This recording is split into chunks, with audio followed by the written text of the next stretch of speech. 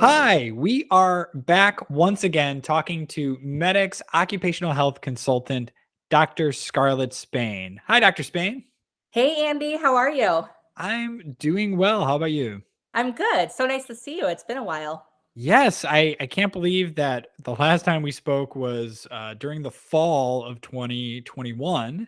So it's a brand new year, but at the same time, a lot has changed in the world of COVID. It seems like over the last 2 months in between the time we spoke, which you know every time we think we've got COVID figured out, there's a new surprise around the corner. So I'm wondering if we can start our conversation there, and if you could provide us with an update of just what is the state of COVID where we stand today?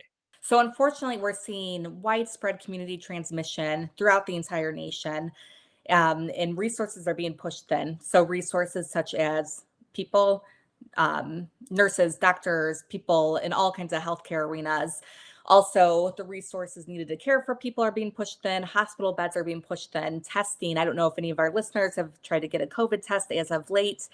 Even testing is really, really hard to find right now. So, and this is all due to the surge. The Washington Post reported this past Monday that we are posed to surpass our records for hospitalizations from 1 year ago. So, actually having more people in the hospital than we did at our record breaking time a year ago. So, this is all concerning. Rates of infections, we have 62.8 million positive cases. I looked a couple days ago and I know we were nearing 850,000 deaths. So this is very, very concerning. Wow.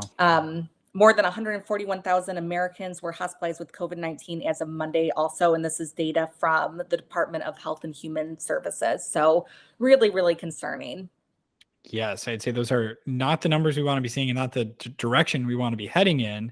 Because I know there was certainly a lot of optimism at different times in 2021, but now it sort of feels like we're taking a step back, and it feels eerily similar to this time a year ago. But what seems to be different is the conversation around variants. And I know that we Mhm. talked maybe sometime around the summer around one type of variant, which was the Delta variant. Now this surge seems to be driven, by the continuation of that idea of variants with a new strain. So can you kind of explain to us what's going on here and what the situation is right now with variants and the rising cases that we're seeing right now? Sure. So, the variant we keep hearing being talked about right now is Omicron. So, this Hmm. variant was first identified in South Africa. Variants happen a lot with viruses, and it has to do with continuous transmission. So, as people are transmitting the virus, the variants happen, mutations happen. So, they can either fizzle out sometimes or become less weak, or it can go the other way and become more strong. And it's kind of a toss up about what a virus is going to do as it mutates. It's kind of unknown. But yeah, the big thing that we're hearing right now in the United States is Omicron. We don't have a lot of official data on this yet just because it is a newer variant. However, we've used some studies from South Africa and other places to help guide us in what we can expect just because they've already identified this before we did. So we do know that this variant appears to be more contagious, for lack of a better term, Hmm. that people can transmit it easier from person to person.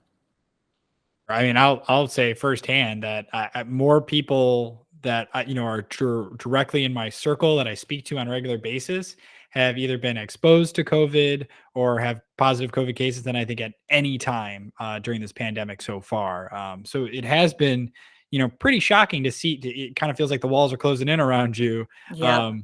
It is positive to hear that it's potentially a little less life threatening than the previous variants we've seen, but at the same time, when you're mentioning things like an exacerbated healthcare system with that Yep. many cases and that many people, to try to help at any given time, it complicates everything. So as we look at that, and if you get the feeling that I'm getting, that you're concerned about the amount of COVID that's in your community and you want to keep safe, what should we be doing today to protect ourselves, to protect those around us when we're facing this new variant? Is there anything different we need to be doing?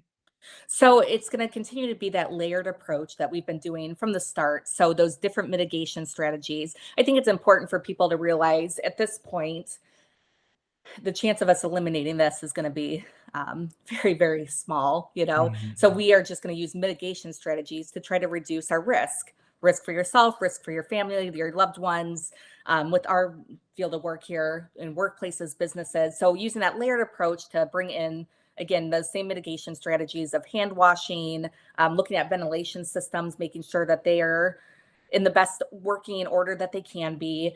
Vaccines is really important.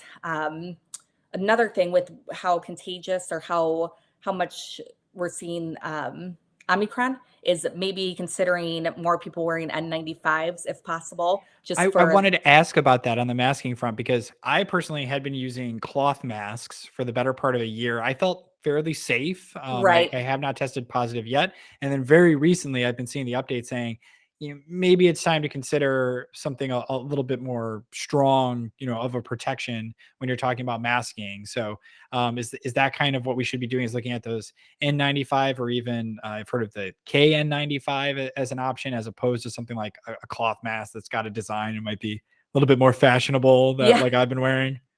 Yeah, it's definitely going to help add some protection there. And Mhm. again, I think it's going to be really important. We've had healthcare workers in those from the start. I know that there's always been issues with supply chain. So Yeah. I would be lying if I didn't say that that was an issue. But we definitely seem to have more supplies now in regards to masking. But even workers outside of healthcare, if we know that they are in close contact with each other, or if it's like a face to face type of work, that Mhm. definitely would not be a bad idea. So that's definitely something people can think about as a good mitigation strategy. That's good to know. And of course, I think those mitigation strategies have always been a wonderful line of defense that we can fall back on, regardless of the type of variant, as good best practices to keep in mind as you're interacting, out there in the world. One other piece of this that seems to be helping the situation are the vaccines, which was a Hmm. big push in 2021 to go through whatever doses of vaccines, and then for many people boosters towards the end of the year. Can you speak a little to that? Like, what is vaccine effectiveness looking like right now when we're talking about these variants? Maybe things that those who are getting vaccines in the first place, and these companies that have been producing the vaccines really couldn't have accounted for. These mutations in the wild. Are we still seeing a good level of effectiveness from the vaccines that people have been administered already? Yeah, so we definitely are. The vaccines still remain a very, very important tool to mitigating risk of you yourself getting COVID. And again, also for your family members, close contacts. The vaccines still appear effective, especially in regards to preventing severe illness and hospitalizations. Again, with Omicron, we can expect to see, just because of the surge, we can expect to see some people that are vaccinated, even that they have their boosters, that they are still going to get this variant.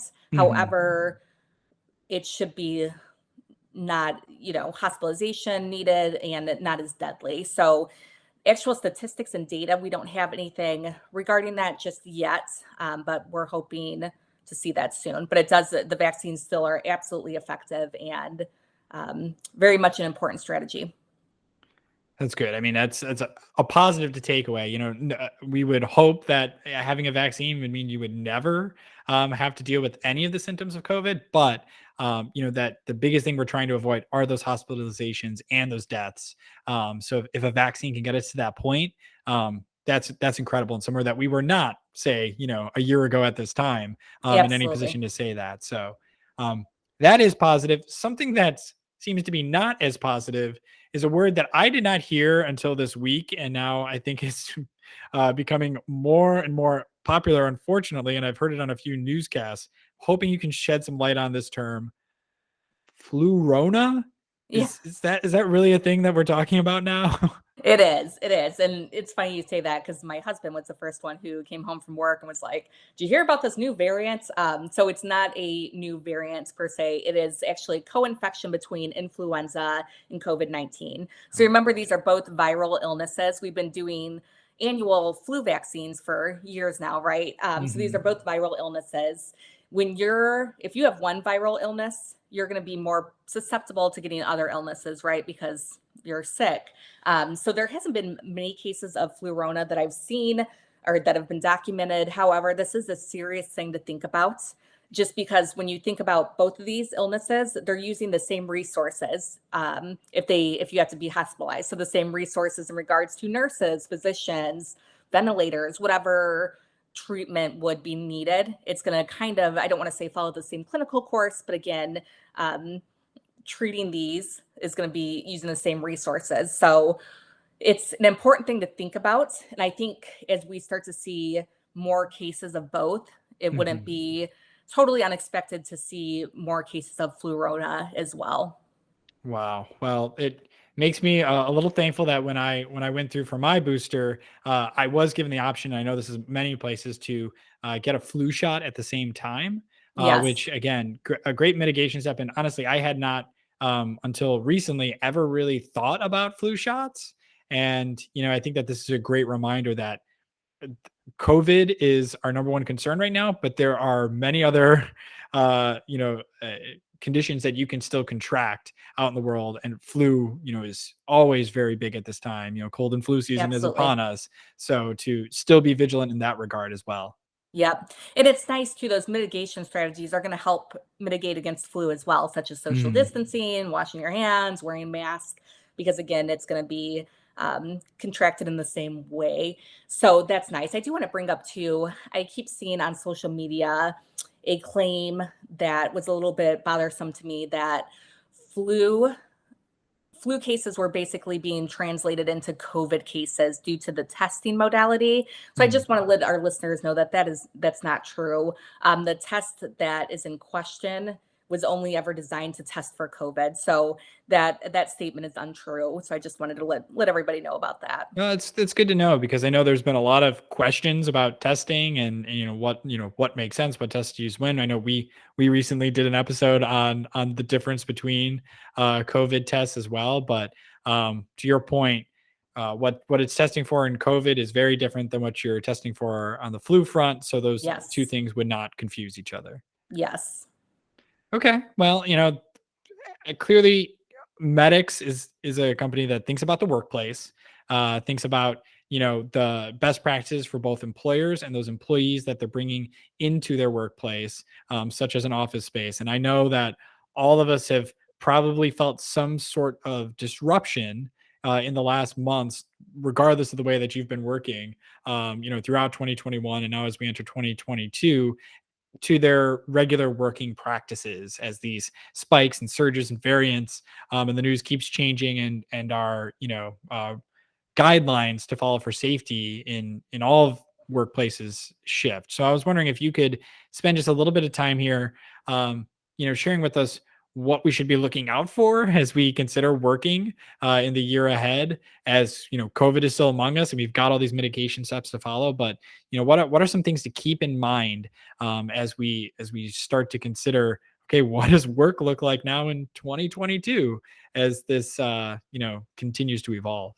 Yeah, so definitely those same mitigation strategies. Make sure that you have a risk assessment in place for your business, wherever that may be. So looking at hazards of COVID-19, ways to reduce that risk, what you will do if you have an employee test positive, what is your policy going to be for notification, for contact tracing, all that stuff is still going to be there. I think with this surge, it's not uncommon to see people out of work in multiple different arenas right now, just because there's Mhm. so many people that are sick. So remembering to keep that good health communication up, that if you're not feeling well, don't come into work. Also thinking about your business, and I can't speak to this as a blanket statement, but thinking about your business as a whole. So is it feasible to shift back to online work for a little bit while we are in this surge with Omicron, which we know is a new variant that is highly transmissible. So kind of shifting back to that online type of work.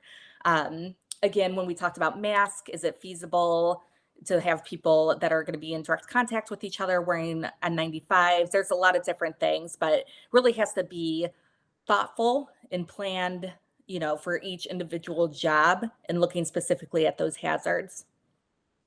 That is always great advice to follow, and I think a lot of organizations have had to be agile and adapt as the situation changes. And that's the best you can hope for is that you have a responsive team and people ready to make the changes that need to be made, Yep. and hope for the best. and prepare for the worst is a phrase that is definitely being thrown around these days. And Yep. the more that we can prepare, the better.